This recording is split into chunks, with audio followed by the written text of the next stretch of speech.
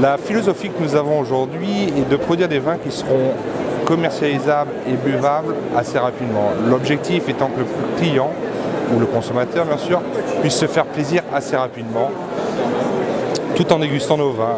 Et pour ce faire, nous organisons notre gamme en fait autour de 4 cépages différents qui sont le Cabernet Sauvignon, le Merlot, le Cabernet Franc et le Petit Verdot, qui sont les cépages, on va dire, historiques de la région bordelaise. Pour batailler, nous avons une dominante de Cabernet Sauvignon aux alentours de 75%, 20% Merlot, 5% un mix de Petit Verdot et de Cabernet Franc.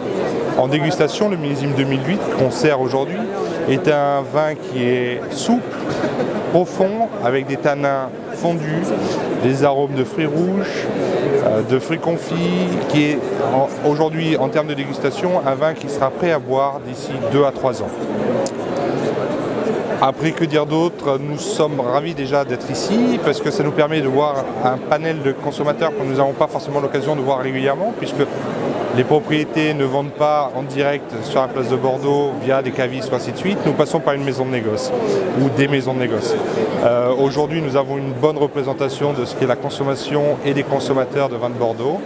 Et nous espérons qu'ils apprécient nos vins et qu'ils seront amenés dans l'avenir en acheter et en consommer. Le millésime préféré à batailler, c'est compliqué puisqu'on a la chance en fait, d'avoir un des plus grands caveaux de la région bordelaise, puisqu'on a à peu près 60 000 bouteilles dans le caveau de batailler, donc qui démarre de 1881 jusqu'à nos jours.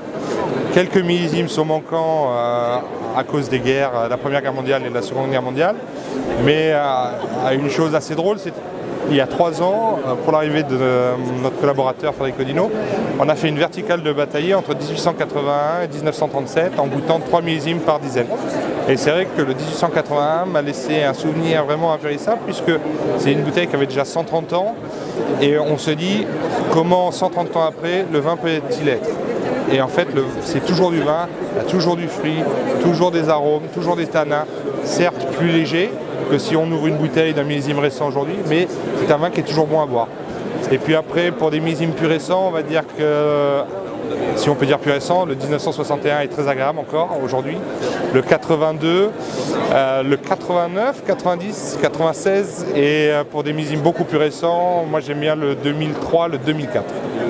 Et pour la petite anecdote, le dernier millésime que j'ai bu la semaine dernière au Japon était un 2004 de batailler qui se goûte très bien aujourd'hui.